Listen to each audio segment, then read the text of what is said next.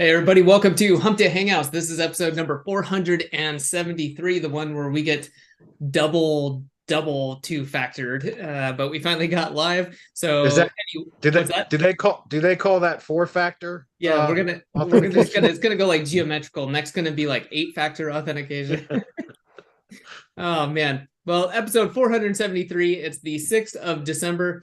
We got a few announcements and some questions, so we will get into it here shortly. But first, want to say hello to the guys after mentioning real quick. If you are watching Hump Day Hangouts for the first time, we appreciate you watching it, whether it's live or the replay. You can always subscribe to the channel, stay up to date, not only when Hump Day Hangouts are going live, but let's say you can't make it live, you can always ask a question ahead of time at semanticmastery.com/HD questions. And if you're subscribed, you'll get a notification when the answers are released. We take Hump Day Hangouts, we chop them up into little bite-sized videos and share those on the channel as well. So let's say hello to the guys. Chris, how you doing today? Doing good. Lots of snow here. Way too much actually for the city. Not so much in the mountains. So I'm a bit confused if I'm actually going to be able to go snowboarding. Except I don't know. There's more snow soon in the mountains. I'm Well, definitely not going to pull a Casey Neistat where he's snowboarding in the city. and Bradley, how about you? Bradley's coming to us from the Arctic.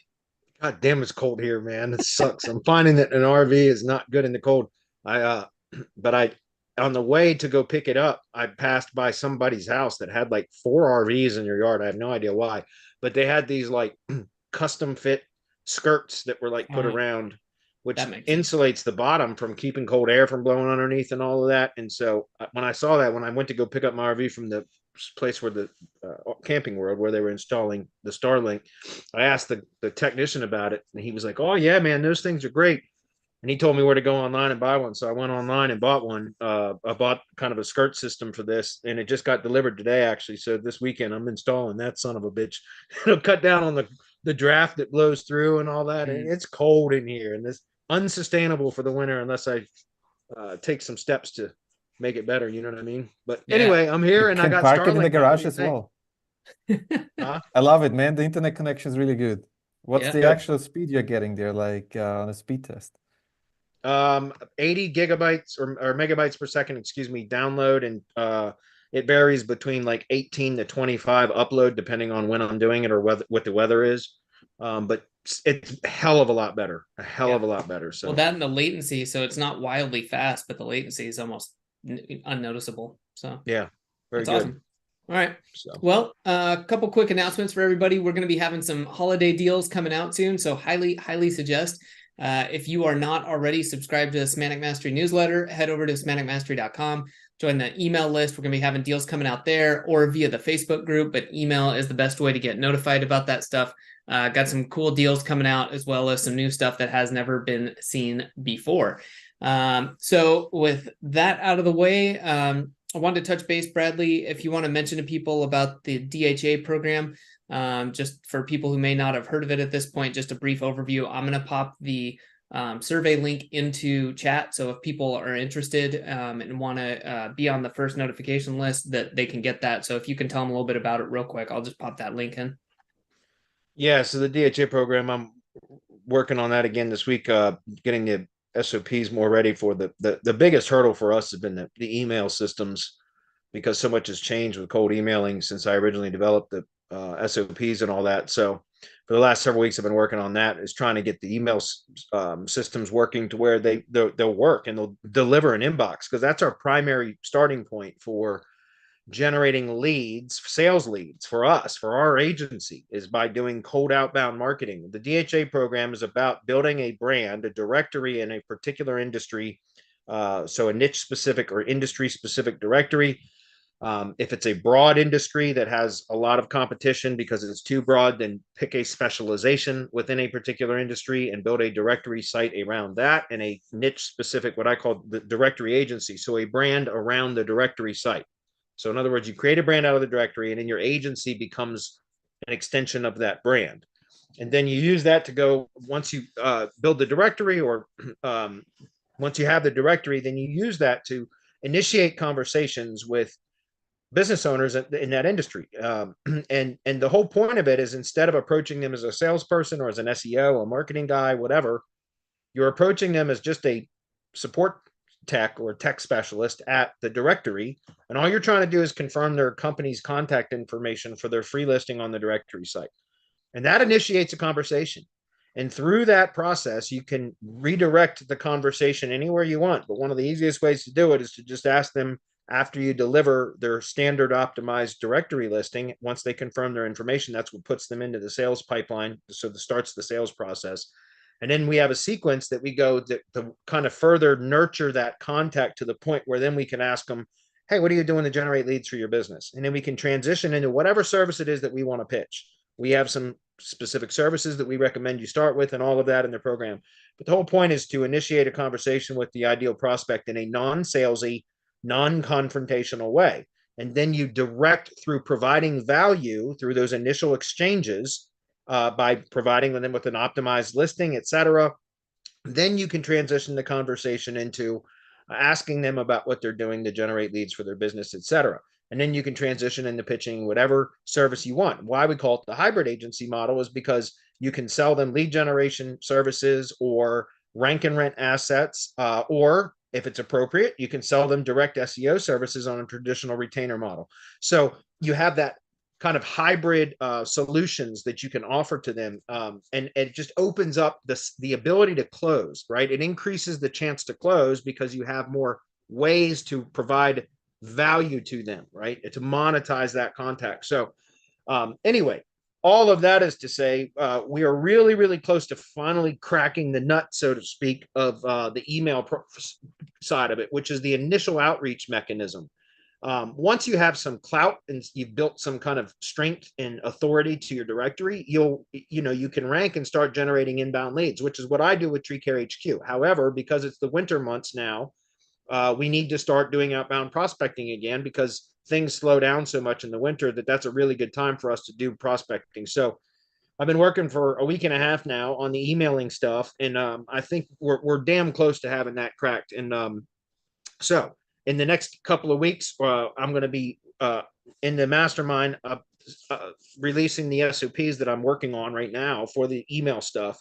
Once I finalize what is the best system, which it's still up in the air, but we're close. We're going to release that into the mastermind. So, and then in January, we're going to start the actual program. One last thing I want to talk about briefly before we change topics is the go high level.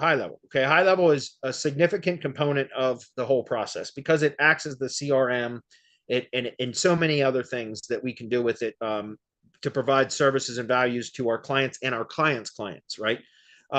So the high level integration can be a huge tech hurdle for most people. I know, because it has been for me as well. So we have the ability, guys, of some custom developed kind of high level integrations that are available for high level users that want to use our high level setup and integration. So anybody that comes and joins the DHA program, you can do it on your own if you want. You're going to have a shit ton of additional expenses and a lot of tech to get everything set up and integrated to work properly. If you want to use ours, it's going to be the exact same cost as a high-level agency account. So $297 per month is what we're going to charge. You have all of the same capacities as a high-level agency account, but you get our managed support plus all of our custom integrations for no additional charge. So that's something that I would encourage anybody that's interested in the DHA program or even just the high-level integrations to be able to do what we're going to be doing in the DHA program would be to fill out that survey that Adam linked to and schedule a call with me. We'll jump on a call and determine if it's a good fit, and I can give you more details about it then. Good enough?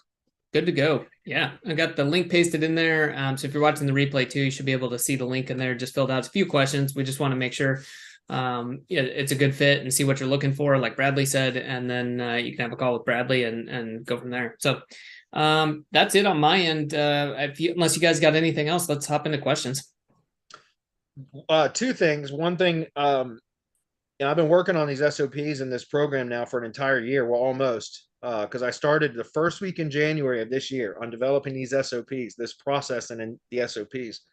And here we are 4 weeks away from being an entire year working on this. So it's been a long time coming, but it's massive. It's a whole business in a box to get people to, from even starting off, if you're at zero, But our goal is to try to get people to the minimum of 30K per month in recurring revenue in the shortest amount of time possible. My projection is it can be done in 6 months following our program. But we're not, that's to be determined once we have our first cycle of members go through the program. So we're hoping to launch in January, guys. And the goal is by the middle of the year that we'll have our first batch of members that have graduated and rocking and rolling with their agency, kicking ass. So one last thing, guys, we missed our 9-year anniversary special. That's right. Like I was just doing the math before we got signed up today or started today, and our episode 468 was our 9-year anniversary show, and now we're at what, episode 473? Yeah. So I think we missed it by 5 weeks. So anyway, happy anniversary, guys. It's been over 9 years on the Hangouts. I guess episode 520 now is the one we're looking for. That'll be 10 years. Yeah, that'll be 10 years. That's right. Yeah, but I can't Better believe we mark missed it it. in the calendar. I don't think we've missed a Hump Day Hangout anniversary special. I think that's the first one we missed in 9 years. Yeah, So. just coming good time, right? Q4, right after Yeah. Black Friday. We got a ton of stuff going on. So yeah. Anyway, all right, guys, let's go ahead and jump into questions. Sorry if I rambled a bit, but let's get into it.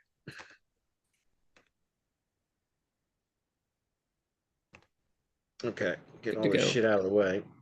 Here we go. So first one is from Danny. Danny's been asking a lot of questions lately, and that's awesome. Appreciate you, Danny. He says, "Hey, Bradley, how much do press releases help local SEO? Would you say they're worth it?" I do, yeah, because I use them all the time for all of my own local SEO clients, as well as even link building clients, white label link building clients. If they're on a subscription, we do press releases for them. My link building clients have the option to add an add-on that is a monthly press release, either standard or premium distribution. It's up to them what they want to pay for. But even those link building clients that don't choose the add-on for a monthly press release, we do a press release every 2 to 3 months anyways, because it's that effective if done properly. I talk about this all the time, guys, but I use press releases in 2 ways. Number one, for branding, so that it can alter in a favorable way the brand search for or brand SERP, right? Search engine results page. That's important. That's something that, I think we as local marketers should be pitching to our clients all the time, is that what does your brand search look like?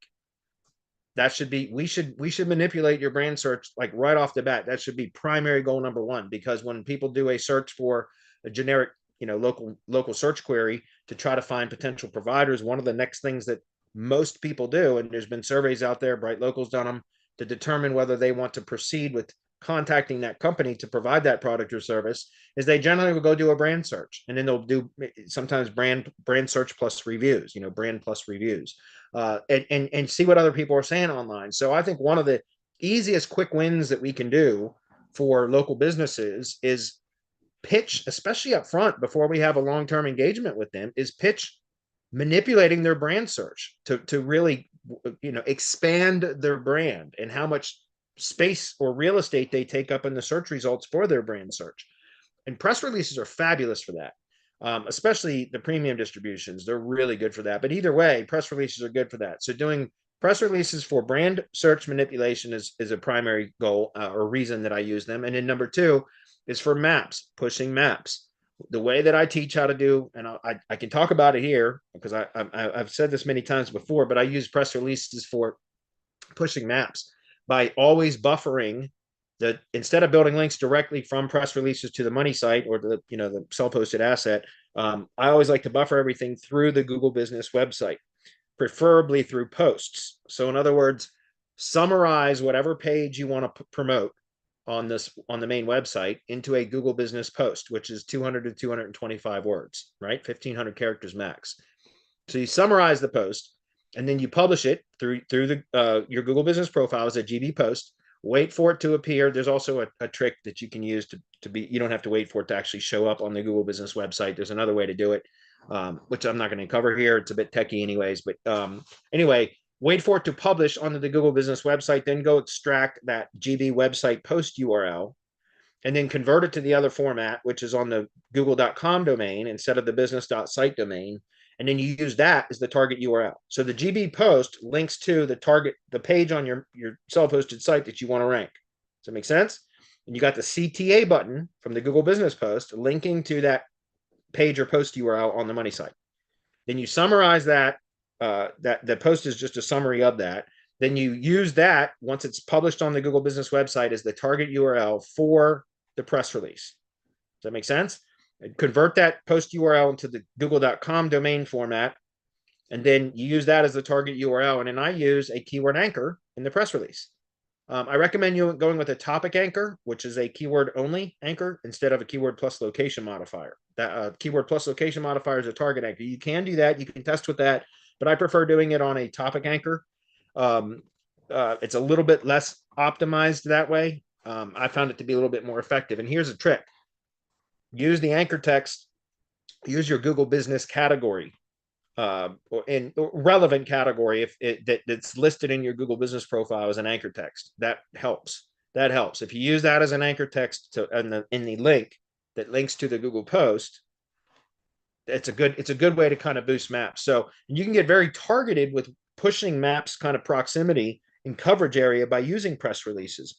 Again, I talk about that in the mastermind. There's a number of ways to do that too. But so yes, I use press releases all the time for, again, my own local SEO clients, as well as even my link building clients. Even if they don't opt for it, I still do it because it's that effective if done right. So again, we have a course called Local PR Pro that's in our mastermind. That's the only way you can get it now. And there's updates in there, recent updates that go through the process that I go through and all of that. Okay, so I'd encourage you to check that out, Danny. Great question, by the way. Next one is from Michael. He says, I have an appliance repair lead gen website with 1 GBP so far. I have a homepage with services and a list of locations and some content on it, and I want to create a location page that I would put as a landing page to GBP. What should my location page consist of to help the GBP? It should provide agreement. Ted Kubitis said that on POFU Live. He was a presenter at our live event this year. And a simple statement that he said that was so profound, and it really struck me. And so I repeat it and I always give him credit when I say it. And that is provide agreement between the Google Business profile and the location landing page. That is hands down one of the best things that you can do to get good results. So how do you do that? Well, mirror the SEO title structure or format, title format. Okay, so how do you do that? Well, go look at Google Business profile, especially one that also has a Google Business website. Go look at how Google titles their assets. How do they do it? Right? They put the brand name first and a hyphen as a separator.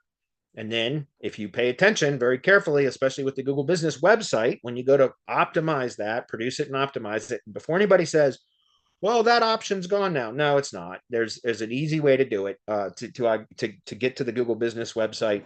I've linked to that multiple times. I can bring that up again if you need it.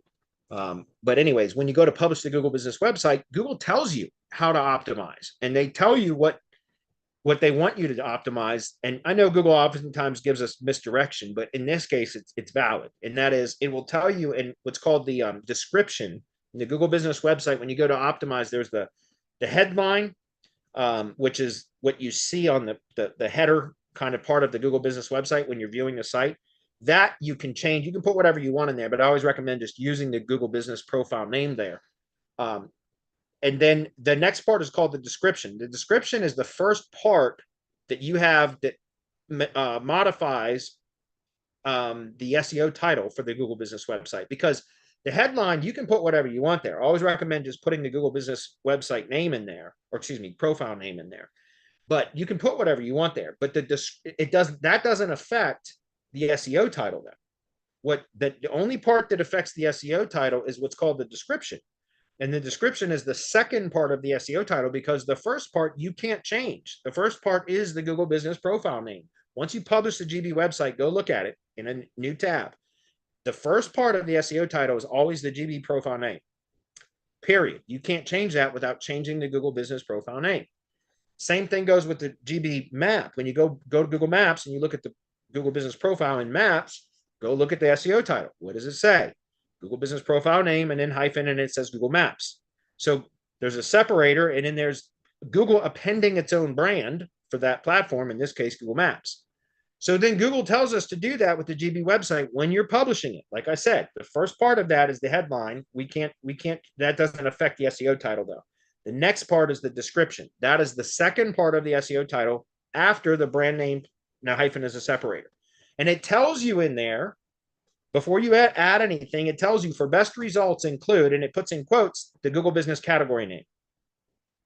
And then it says, and include, and then it puts the city name of the city that the Google business profile was registered to, physically located in. That makes sense. So Google's telling you how to optimize. Brand first, hyphen separator, Google business category, city, and then I always like to list the city and the state if that is how the location is, the location entity is listed in Wikipedia. So go to Wikipedia and search for the city and the state and see how it is listed. In most cases, it's going to be city, comma, state spelled out, not abbreviation, comma, state spelled out. In some cases, like Las Vegas or Miami, big cities, Denver, I think is another one. Los Angeles is another one. It doesn't have the comma state in Wikipedia. It's just the city name. So you can, in those cases, you can just go with the city. But do that, because now what you've done is you provided, you're optimizing the way Google wants, and then you mirror that same SEO title format into your location landing page to get back to the original question. Now you're providing agreement between all three assets: the GB profile, which is in Maps, the Google Business website, which is a bridge that connects Maps to organic, and then your self-hosted website, which is organic. Do you understand? So those are the three, what I call the 3 tier 0 assets, or the holy trinity of the local entity, right? Those three assets now are providing agreement to each other, all reinforcing or corroborating entity information, local brand information. Does that make sense? So that is first and foremost, provide agreement between all of those assets. Then what you want to do is figure out what are whatever if you're optimizing for the primary Google business category, then you should know what are the services, products or services that fall within that Google business category.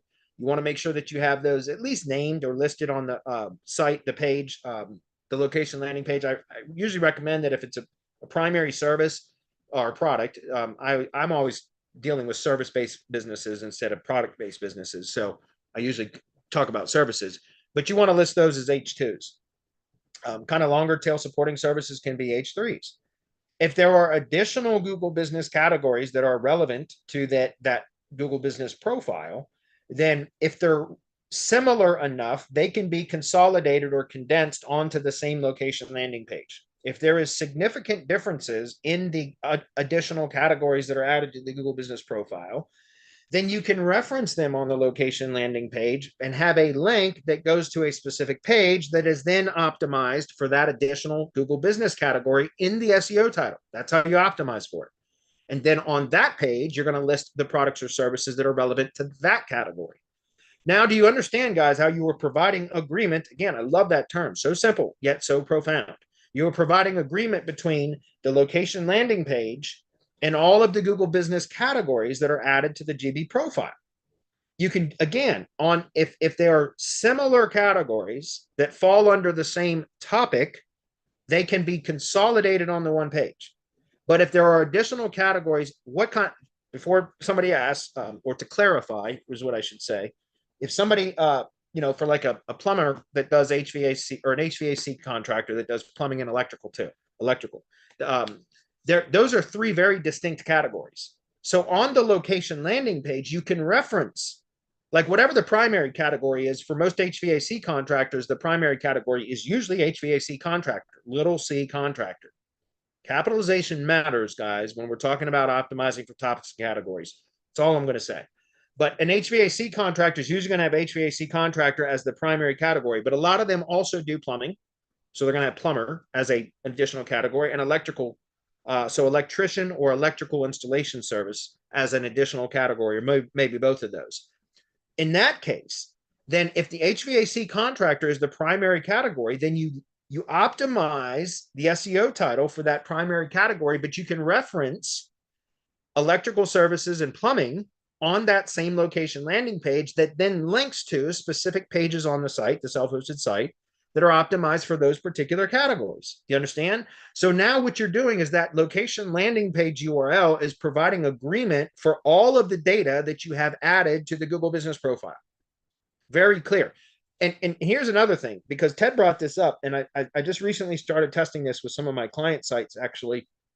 And this was fantastic. I really love this too, is most single location businesses will link to their homepage URL as their location landing page. So that's the website that they link to from the Google Business Profile, which makes sense for a single location business, right? But generally, the homepage URL isn't a content heavy page, right? It's more of a brand page.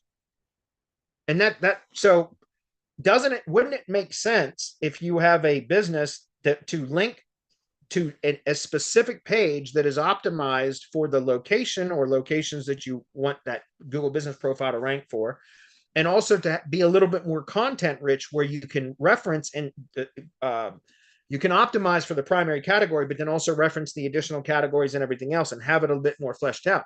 Why is it that the Google Business Profile for single location businesses mostly always link to the homepage URL when the homepage URL typically doesn't provide as much agreement for all the data that's included in the Google Business Profile as what another inner page could, if that makes sense? So what I'm saying is, and I've just started testing with this. I don't have any data to determine if one performs better than the other, but it's logical to me that it would make sense even for single location businesses to still have a dedicated location landing page where you can provide a lot more agreement, a lot more content, etc. Still, you want a call to action at the very top that is, for the visitor, not search engines, but for a visitor, a human, to a call to action where you're asking them to submit a quote request form or click a call button or whatever.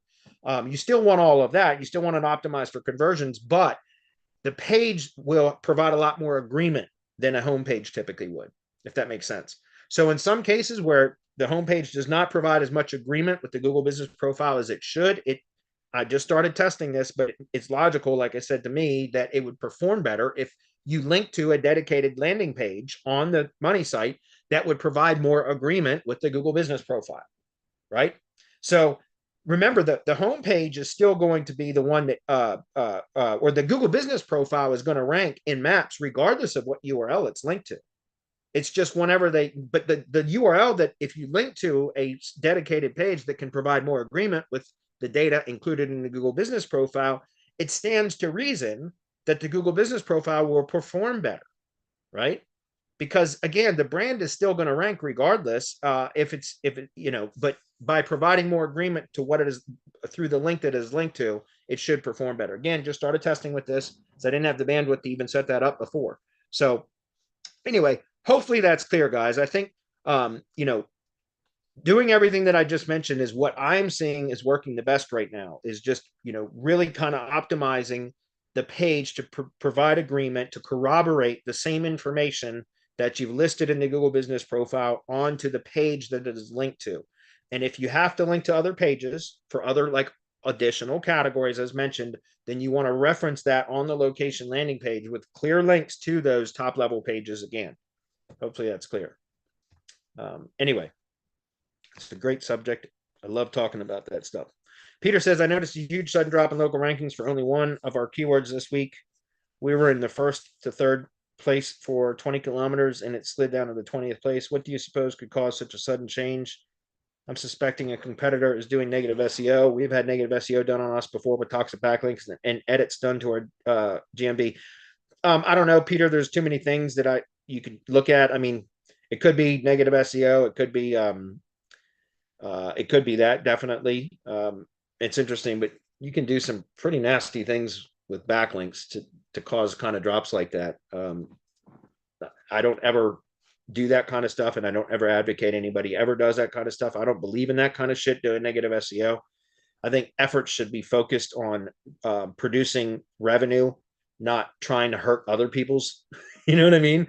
Like I've never done a negative SEO. Don't get me wrong. There's been times where I've been very tempted and I've considered doing negative SEO, but I've always talked myself out of it because what goes around comes around. So, and I've had it done to me and it sucks. And it's, as a coach or a trainer, that's part of the reason why I always hesitate to share public stuff, because it just baffles me that when you are going out of your way to try to help other people, and then they want to go attack your assets that you're using to teach, like it doesn't even make any sense. But that's the nature of humanity, I suppose. So it could very well be negative SEO, but it could be other things too. It could be that there might be something that happened on the site that caused it. There could be a cannibalization occurring because some new content was published that is competing with the page that was currently doing very well for that search query. So it could be a cannibalization issue. There's a number of different things that you'd have to dig into. And it can be tricky to determine what those kind of drops are, especially when it only occurs on like one keyword versus like if you see the whole site dropped and you know you're likely received some sort of an algorithmic penalty. But if it's just one keyword, it's a little bit harder to investigate and figure or troubleshoot, whatever you want to call it, if that makes sense. But it could be a number of things: backlinks, engagement signals. It could be cannibalization. Could be a technical error or issue. Checking no index tags, things like that. Robots.txt file, things like that, to see if there's some sort of misconfiguration. There's a number of things that you could check. Don't know if that was helpful, but it could be negative SEO too, and that's hard to stop. Michael says, how often ideally should I make GBP posts? Depends on the industry. If you're in an industry where others are actively posting, then you want to kind of just meet and exceed or match, at least match their frequency. And a lot of the apps, the Chrome extensions, GMB Crush, GMB Everywhere, a bunch of those Chrome extensions with the paid upgrades will show you frequency of publishing or publishing frequency for competitors for particular search queries. So you can very quickly identify what the cadence of, or how often you should be posting should be. Most of my clients, though, I just recommend once per week. That's it. Once per week. I swear to God, for most of my clients, that's what I tell them is good. Once per week is all it needs to be done. That's it. And we always recommend scheduling that stuff out, guys. We use OneUp app. If you go to oneupapp.io, you'll see it's very inexpensive. It's a very simple tool that all it does is post syndication. And all we use it for is Google Business, but it works really, really good. And so we go in and schedule out the post. We'll schedule out, 2 months, 3 months of posts in one sitting, because it's 4 posts, depending on the client. But most clients, I say just 1 post per week's good. So in a couple of hours, you can schedule out several months worth of posts. Easy peasy. Land flipping, Michael. Out of 300 neutral letters sent out each week to a different county, what would you say is a good response rate for you to get back into that county in 3 months? That's a good question. I think it would vary, Michael, depending on how good the responses were and how easy it was to research properties and get comparable sales and all that kind of stuff. Obviously, if the data was easy and it had good comparable sales and I had lower response rates, I would still probably farm that same area over and over and over again, because I knew that it's easy to get comparable sales. It also, if it's easy to get comparable sales, it means likely that there is activity, buying and selling activity in that area, which is a good thing. Because if there's no sales, then there's probably a reason, and it's probably going to be difficult for you to sell. Even if you'll probably be able to get a high response rate, but very difficult to sell once you've contracted those properties or got those properties under contract, if that makes sense. So in my opinion, you're better off if you find areas that have high activity. And I actually built a spreadsheet where you can take Zillow data and plug it in. It's a very simple tool too. It's just a spreadsheet where you go in and you can plug in data from Zillow, active and sold listing data from Zillow, and it spits out a formula to tell you, like, okay, these zip codes have higher activity. These zip codes are kind of, lukewarm, and then these zip codes are cold, meaning they don't have good sales activity. So it can kind of help you to pick out the areas that you want to target. But anyway, kind of get back to your question. What I'm saying is a lower response rate is okay if it's high activity and the data is easy to collect. So property research is easy to do and that kind of stuff. I don't remember what my numbers are, because it's been 2 or 3 years now since I've done any land flipping, and I don't remember what my stats were, but I'm pretty sure that I was around a 20 to 25% response rate was my average for the counties that I consistently targeted over and over and over again. Now, that's not a closing rate. That's a 20 to 20% response rate. So if I'm sending out 300 letters in a week, I'm getting 60 responses. And that was about typical. Anywhere between, I'd say, 45 to 65 responses on a typical week. And that was, again, I sent out 250 to 300 letters every week for about 2 years. And my average was processing 45 or roughly 45 leads per week. That's what it was. So, and we'd made offers on probably, I was literally writing 10, 15 offers a day over the course of, because I would work every other day on the business. And so whenever I would do that, I would Monday, Wednesday, Friday, or Tuesday, Thursday, Saturday, whatever it was, I would always do about 10, anywhere between 10 to 15 offers each time I would sit down to write offers, if that makes sense. And I do that 3 times a week. So it's about roughly 45 offers per week. So that was about how many responses. I would write an offer out to almost every response.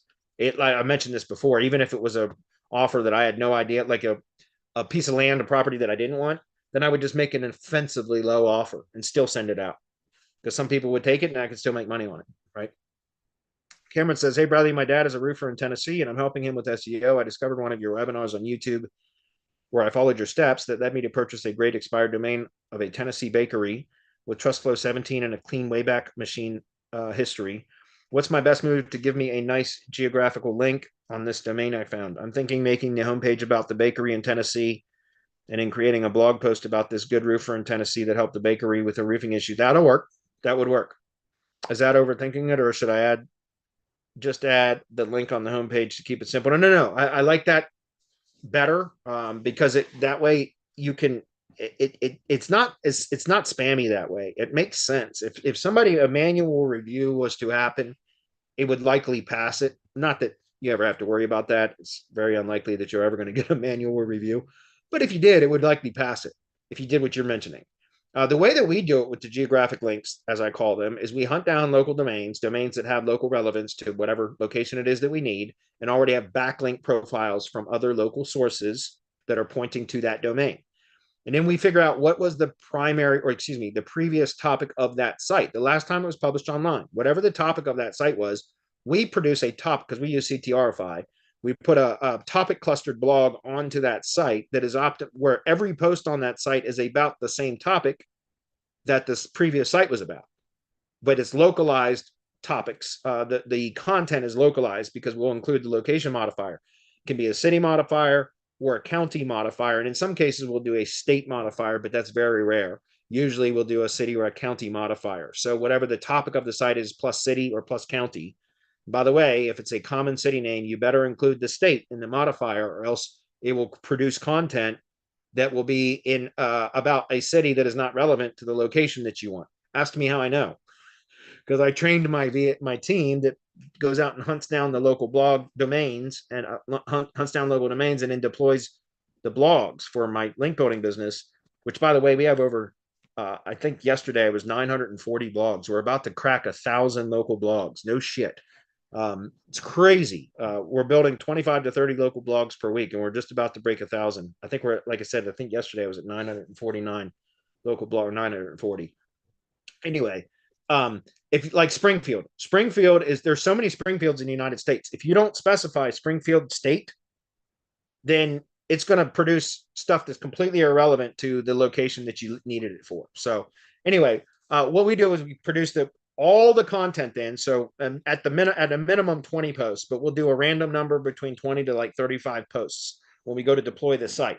And then all the posts on that site are going to be about that topic plus that location. So there'll be different posts that cover different aspects of that topic, but they're all about that topic in that location. Hopefully that makes sense. And then all we do is go in and pick one random post. If you are in your case, what you're talking about will work because it's just one post. But when I do topic clustered blogs, we'll take one random post and we'll go in and we'll insert a block quote into the post. We got a ZimWriter prompt that we use. You can do it in ChatGPT too, where we say, write a thank you message for company name for providing support to our blog. And then it just spits out a little kind of summary, like blurb that states like, hey, we want to thank our sincerest gratitude and appreciation to company name for their support of our blog. If you're in need of whatever services they provide in whatever area they're in, contact company name to request a free estimate. Once again, we appreciate and thank them for all their continued support, etc. And then we have a little map embed and the name, address, phone number, and a link to the website. And that's how we do it, because now, again, it's very logical. When we first started doing geographic links, we were trying to produce content that would be relevant to the topic of the local blog and tie back to the business. And it just was, it was very forced. Like it was, and I actually had a client reach out and say like, this doesn't even make any sense. And I read the post and I was like, yeah, this is shit. So I developed that block quote method instead, which is just thanking the company that we're building a link to for their support of the blog, not of the topic, not of that idea that's conveyed in that post, just the support of the blog, general blog, if that makes sense. And that's a way to do it where it's a very logical kind of insertion of a link from a local blog to your target asset without it being forced, if that's clear. So what you're saying right there absolutely works. And by the way, if you're only going to use a topic clustered blog for one local source, then what you want to do is any of those other posts on the site, you want to have an internal link from those posts to the one post that you have your block quote in, where you're referencing your target URL, if that makes sense. In your case, if you're just going to have a homepage and in one blog post, that's fine. You want to make sure that you have a link from the homepage to that post URL that then has a link to your money site. Hopefully that's clear. Anyway, that's a really good strategy, and that works, guys. I'm telling you, geographic links work. I'm not saying they're magic bullets. No links are. I'm not going to say no links are, but very rare to find a link that is a magic bullet. But it is a great strategy. It's super effective. Okay. All right, we got done with all the questions early. So if there's any comments, yeah, definitely. I'll let you scroll through them. Don't want to take the fun out of it for you. Craig, what's up, Craig? He says, how would you help a custom home builder who is trying to reach areas that are not in his local Google business or GMB area? You can still do location pages or posts and do what I call local landers. And that's essentially building out pages that you can rank in organic search. Just understand that Google continues to push non-paid results further and further down the page, even below the fold now in many cases for local search queries. So organic assets in and of themselves don't perform all that well for local search, I've found for my own testing. They can still produce, but they don't produce nearly the type of volume that being ranked in Google Maps does. So remember, local landers is one way, but also, guys, I keep stressing this enough, and I actually just hired a Google Ads agency to start managing some campaigns for me so that I can hope to learn from what they're doing so that I can get better at myself. But, ads, guys, as much as I hate to say it, because we're all here for SEO, is, consider ads, because I think ads is going to become, paid traffic is going to be required to be in order for us to stay on top, at least in the current search environment, because Google keeps pushing non-paid results further and further down. In my opinion, we almost have to start also implementing Google Ads, search ads for our clients in order for us to remain relevant and valuable. I truly do. So, I mean, I've spent several weeks myself kind of testing Google Ads. It's completely different than it was even 2 years ago. Like everything about it is different than it was even 2 years ago. So I've had to relearn a lot of stuff. And I'm not getting great results. In some cases, it's very hit or miss. I can't get consistent results. So I just hired one of our own mastermind members who's in the UK, Alex. Thanks, Alex, by the way. I just hired her agency to start managing Google Ads for me for semantic links. And I got a couple of local clients that I'm probably going to work into that as well, so that I can learn from what they're doing, because that's all they do, right? Well, that's a big thing. Google Ads is a big part of what they do. So I'm just saying that to you, Craig. Consider that, right? Google Ads. Search ads, there's YouTube ads, there's display ads, all of that stuff. If you build local landers and you get those ranked in organic, and then you have a remarketing pixel or tag on all of those pages, then you can start to build a remarketing list of traffic that have landed on those location pages, and then you can remarket to them with YouTube ads, display ads, etc. And you can start to get more traction from those organic pages that way.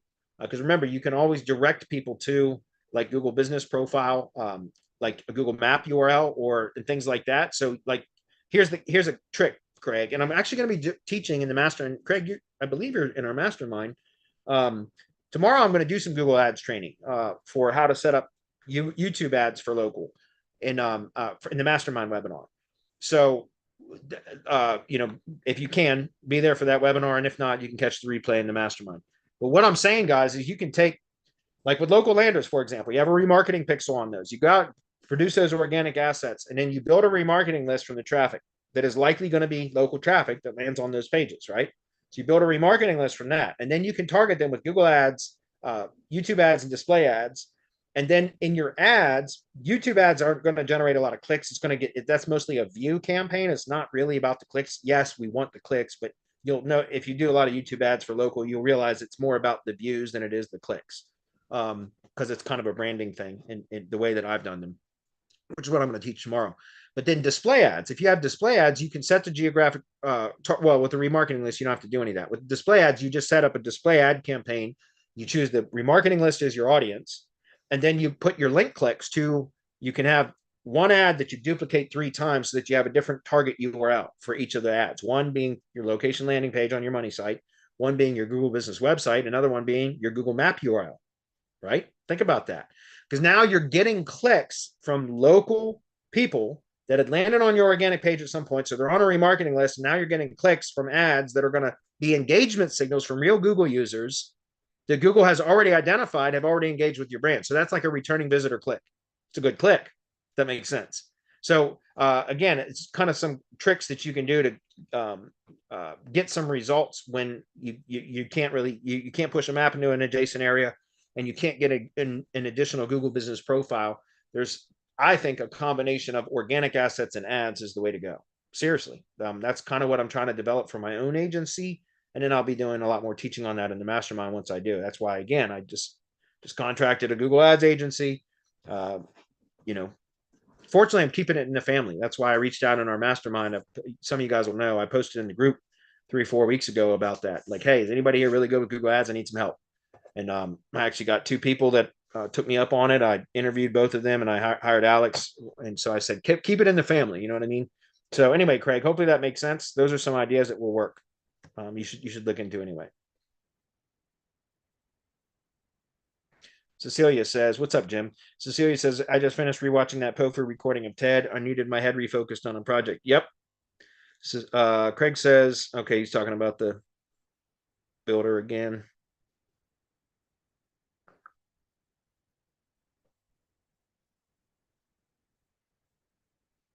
Just looking at these. Trinity and local SEO. Yep. Chris, what's up, Chris? The Holy Trinity of the local entity. That's what I always call it, the 3 tier 0 assets. And then an ID page is really the 4th component, but that usually comes later. But the ID page can be the entity home, guys. It should be, in my opinion, it should be the entity home, because you can just jam full an ID page with all the entity information. It's an iframe stack. You can, the way that we teach is to take the G sheet from a Google stack, or even a just new G sheet that you just create, put all your branded profile URLs in there, citations, all of that, concatenate. I finally figured out, swear to God, I practiced that word. Concatenate. Well done. Well done. I practiced that word just to get it down, because I struggled with that fucking word for years. So finally I sat down and said, I'm practicing this. So it's concatenate. I know how to say it now. You concatenate all of or a list of keywords with all of your profile URLs, and then you publish that. So you go to sharing, publish to the web, and then you publish that and take that embed code, put that in the ID page and all of that, guys. And then you reference the ID page and the add ID field and all of that. Then it can become the entity home. I think the ID page is one of the most underutilized things that we do in local SEO right now. I've in many cases, I've been able to outrank the money site with an ID page with no backlinks, or very, very few backlinks, because Google thinks the ID page, and that's why I tell people, if you're doing this for a brand, you want to canonicalize the ID page to the money site.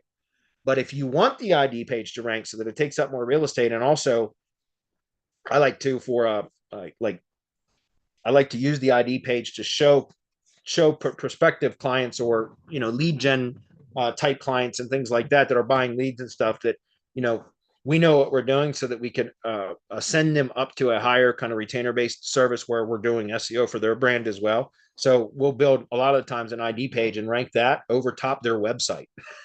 I'm not kidding. Swear to God, that's part of the brand builder service, which is the first DHA agency SEO service, the DHA service or SEO service that we're going to be teaching you guys that you should be pitching. You can pitch whatever you want, but we're going to recommend Brand Builder, which is a one-off service for recommended retail price is $1,000, but you can charge more. That we can provide money back guarantee results in 30 days, and that's the pitch. And it's a one-off service, and so that is the service that produces. Can develop and establish a relationship with that client because you can prove to them that you can deliver as promised and within a particular time frame and show significant results with a money back guarantee. And part of that process is building an ID page. And that ID page will often outrank their money site at the end of a month or within a few weeks after that end of the month. And I've seen that happen over and over again. And then because it's a one-off service, that is a perfect way to kind of pitch to them like, hey, listen, you have can you see that what we did is outranking even your own site for a brand search? So that gives them incentive to want to hire you so that then you can put their website above what you built for them. You know what I mean? So anyways, I think ID pages are underutilized a lot. If anybody doesn't know what I'm talking about, we teach about ID pages in the mastermind, and you can buy them from Semantic Links, just so you know. And content mirroring. Yep. Content mirroring works. Again, Chris, spot on, man. So the way that Ted described it was to provide agreement, but essentially, isn't that what content mirroring is doing? It's providing agreement with the content of the website. And if you have a Google Business Profile inserted into that process, which would be layer number one, or the first kind of layer in the structure would be GB posts. Again, aren't you providing agreement? That's what the content mirroring is doing. And it's doing it with multiple layers of agreement, essentially, right? Russian doll effect.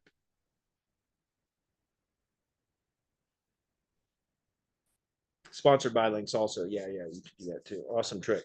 Yep, Craig, no worries, man. All right, guys. Hey, we got done early. That's rare. So thanks everybody for being here. Appreciate you guys. We'll see you all next week. Oh, remember tomorrow, mastermind webinar, and I'm going to be doing some training on YouTube ads. And if I get a chance, maybe even some display ads for local. So those of you that are in the mastermind, if that's interesting to you, be there.